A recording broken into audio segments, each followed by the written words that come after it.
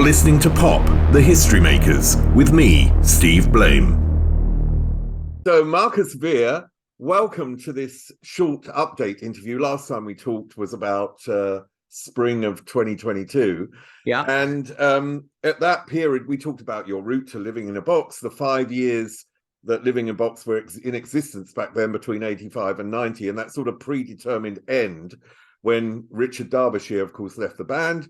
And then in 2016, you reformed with Tich, who was one of the original members, and you had taken in a singer, Kenny Thomas, and you were at a point where the singer was going to change and you were going to work with Bryan Chambers. So bring me up to date, really, what's happened since that point, because I know that you played some live gigs that summer.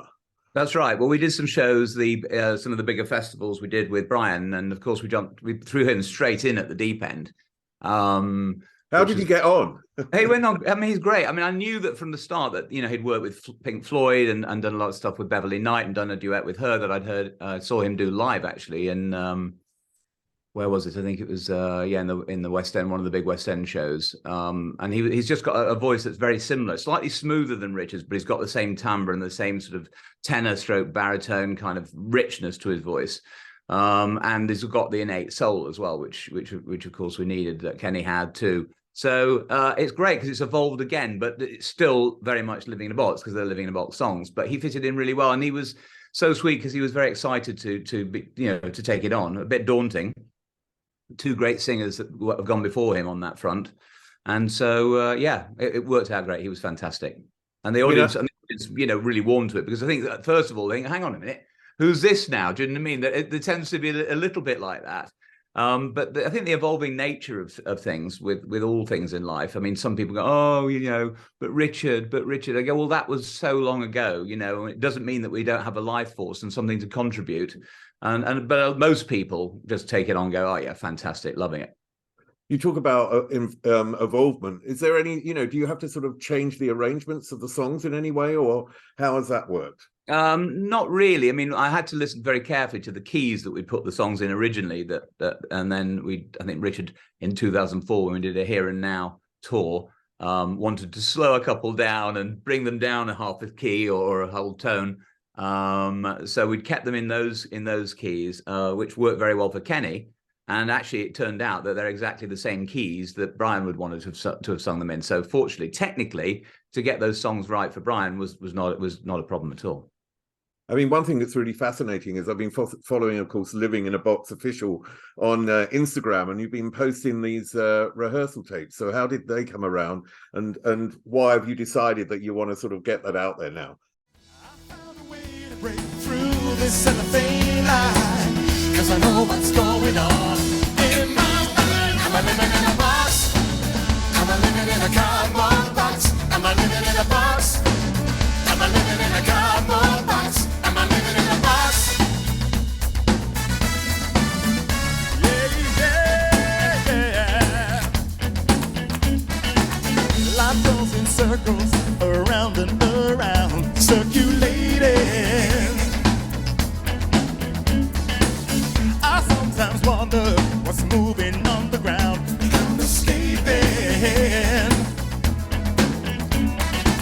I found a way to break through this cellophane line, 'cause I know what's going on in my mind. Am I living in a box? Am I living in a cardboard box? Am I living in a box? Am I living in a cardboard box? Am I living in a box?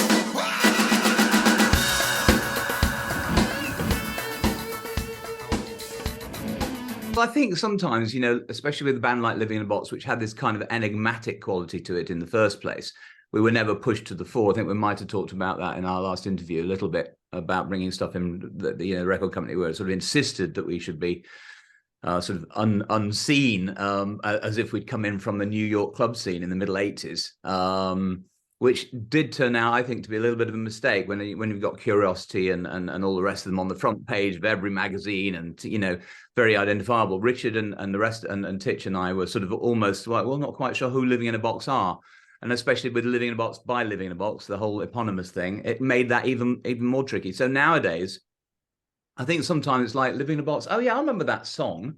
Yeah, but what about the band? What about Room in Your Heart, top 5 ballad, Blow the House Down, number 10? You know, there are songs that obviously Living in a Box fans know, but for everybody else, it sort of gets lost in the soup.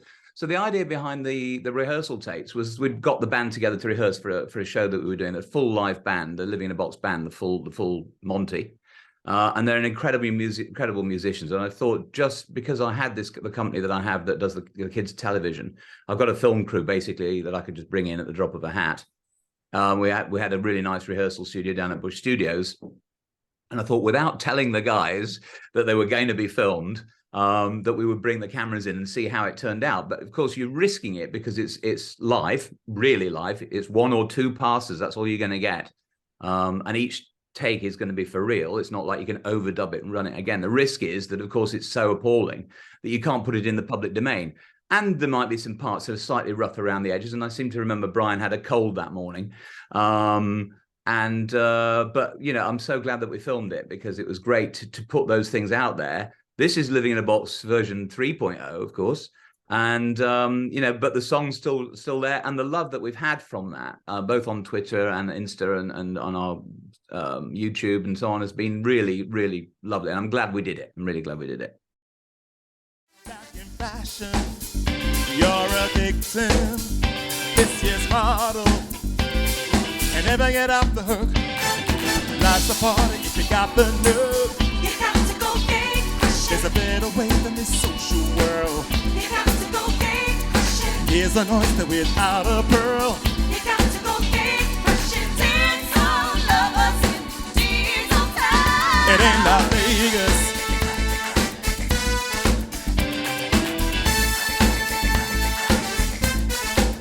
It ain't Las Vegas. Yeah, yeah. Life's a party if you got the nerve. You got to go gay Christian. There's a better way than this social world. You got to go gay Christian. Here's an oyster without a pearl. You got to go gay Christian. Dance on Lovers in diesel town. I mean, the sound is incredibly tight, and it's really great to see that. And also, there's a certain chemistry there. There is, and the 2 girls, Hayley and Rachel, who came in, who worked with Heaven 17, and Martin Ware, I think we might have discussed this before, is a very close friend of mine. And the girls work often on the sort of 80s tours, you know, the Rewinds and the Let's Rocks and all that kind of thing. So there's a little group of them, but we brought them on board. And we rehearsed, Bryan being a superstar backing vocalist in his own right, you know, having taken the lead with Pink Floyd as well, you know, as we said earlier, many, many artists. If you look at his resume, just runs, you know, who hasn't he worked with, really? So for him, he's really picky about the BVs, about the backing vocals. So he got together with the girls, and I think they particularly like, oh my God, you know, Bryan is such a hero in our world. They really lifted their game as well, but they're fantastic. And the chemistry between them and him really carries it, and it made it absolutely worth putting out in the public domain when I wasn't quite sure whether it was going to work. I'm thrilled that we did it. I mean, one of the tracks that you put out is the cover of Teardrops. Yes. Womack and Womack, and of course the connection with Womack and Womack is throughout Living in a Box's history, which is also really nice to see. Exactly, yes.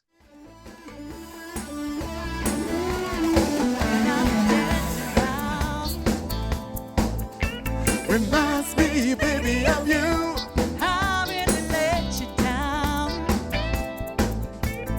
Next time I'll be true, yeah. I took a crazy chance. She cries on every tune, every tune, every tune. Footsteps on the dance floor. Remind me, baby, of you, yeah, baby. Teardrops in my eyes. Next time I'll be true, yeah. Whispers in the powder room. She cries on every tune, every tune, every tune. And the music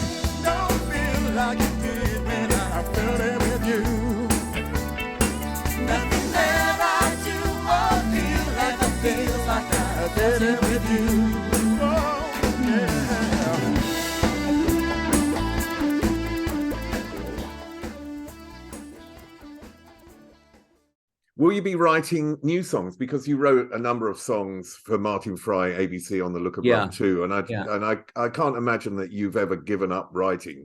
No. So, are you writing actually new songs for Living in a Box? Well, it's funny you should say that. I mean, I think the way it would go, there are songs that are lying around in my head and stuff that I never really finished, and there are things that I could easily start up from scratch. I think it's possible that we could do something.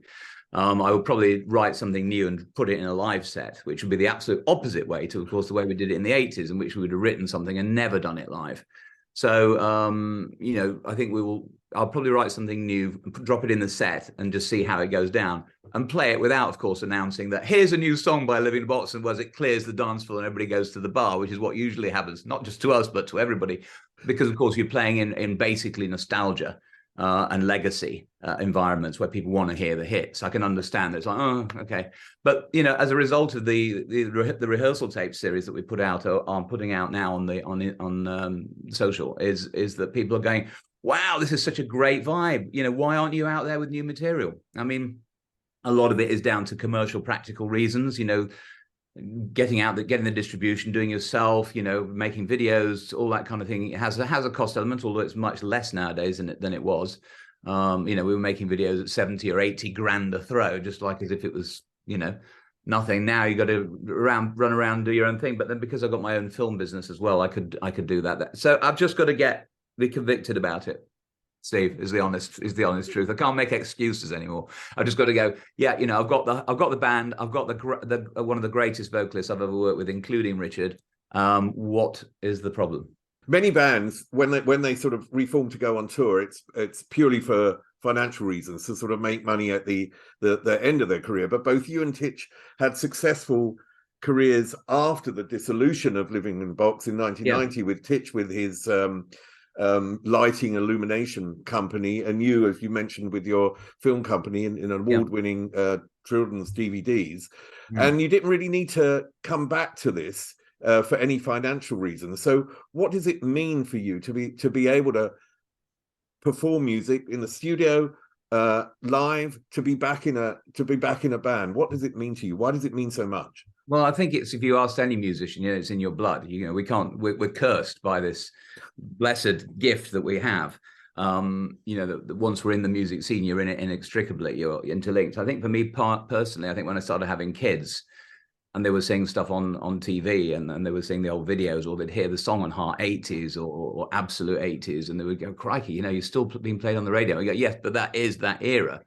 You know, and they wanted to know a little bit more about it. And then I think as time progressed and they became older, I thought, well, you know, why not put this back together? We were approached to do some Let's Rocks and some Rewinds and some other shows, which gave us the opportunity to once you start doing one track, you may as well do three, and then you get asked to do full sets where you might be doing 12 tracks. You're then rehearsing up, and there's a body of work that you've actually invested in time and getting the musicians together and doing that. So you're kind of ready. Once you're ready to do one show, you may as well do as many as are on offer. And once you start that, of course, people start asking for interviews. You start talking about it again. And then inevitably, people are asking about new music and so on and so forth.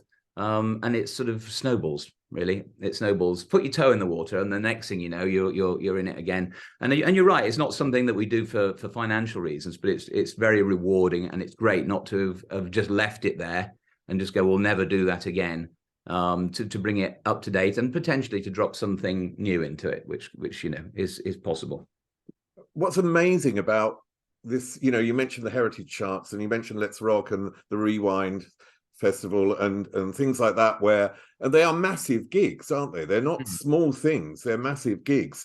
So tell me, like, what it's like to perform at those. How, you know, what sort of audience is there, and how well do they know everything that you've done?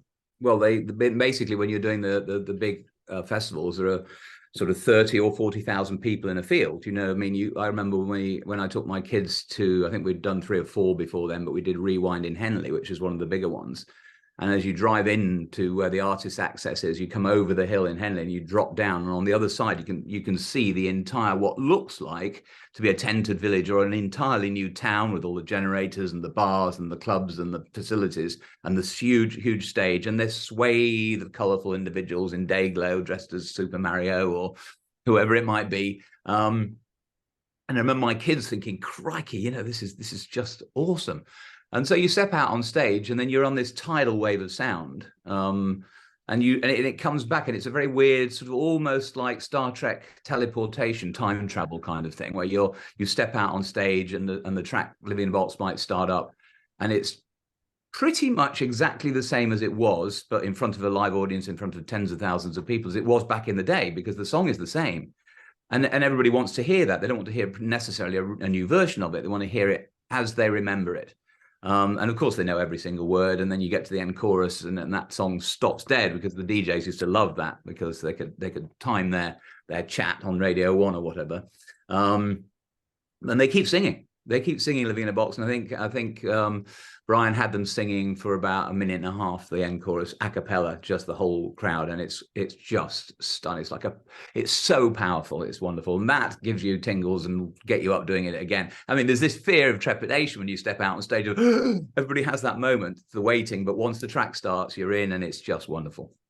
Yeah, I mean, it must be amazing for artists when they've created something that's hit the zeitgeist at a certain time, gone out into the culture, and has become such a part of the culture that it means so much to so many people, and then to have that come back to you later on, that must be wonderful. It is, and I think it's what we all do it for, really. I mean, there are some who do it professionally in a way. They're out there all the time. They're doing 100 or 200 shows.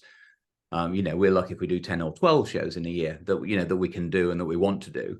But it's still the same. You walk out there, and I get the same kick now, and it's very weird. What can you do 35, 40 years later that's exactly the same as it was 35 or 40 years ago? I mean, there really isn't, is there? And music is one of those things that's just all encompassing, that ties you down to a moment in time, that is like nothing else. I mean, you're doing these rehearsal tapes, so you're rehearsing in a studio. Do you go and do anything smaller before you go onto the big festivals, just to get yourself ready, or are you not really? I mean, you do get to do obviously a full band rehearsal before, with their production team, so you pretty much know what you're going to be doing. But no, it's straight in at the deep end. There's no sort of let's go off to Poland like it was in the old days, and let's do a few club dates. Do you know what I mean? It's or Czechoslovakia or whatever it was at the time.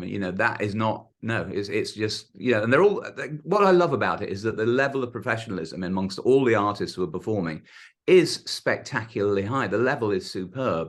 At first I wondered a little bit about, could this be some Sado event that that we just about all get through, and we kind of wish we hadn't done it, because you've got a legacy in people's minds. They hold you up here, and then all you can do really is destroy it potentially. So there is a balance about thinking about that. But once we got going, we've seen that the level of sound and the songs and the love for the audience, just wanting to get back into that zone again and hear those tunes that they all, with the backing track or the soundtrack to their lives. Yeah, we wanted to be part of it, and we still do. It's brilliant. It's great. It's still going. I mean, I think I was talking to Midge the other day, and he was saying, if you told me that this is still going to be happening 25 years later, these legacy tours, which started about 20 years ago now, he said, I wouldn't have believed it, and it's still going. And growing in various parts of the world. I mean, I know there's one in Dubai that started, one in South Africa, they're in the States, they're in the Caribbean, all the cruises that they do. There's one in Australia. It's not losing energy, it's gaining energy. It's quite spectacular. I mean, you made an interesting point there, because I've found with many people that I've talked to, they've developed their craft in between. So when they do go back on stage, they're actually sometimes better than they were back then, because maybe back then they were more of I mean, not you, I know that, but back then some artists were like a video band rather than a true, a real band, and so on. Well, I'll tell you something, Steve. We actually were a video band. That's the kind of hypocrisy of it, because we were great musicians. I mean, not blowing my own trumpet, but we could play. Richard could sing and play amazing guitar. Tich, a great drummer and percussionist, and I could play the keyboard, and we wrote our own songs. We didn't really get the opportunity to go out live.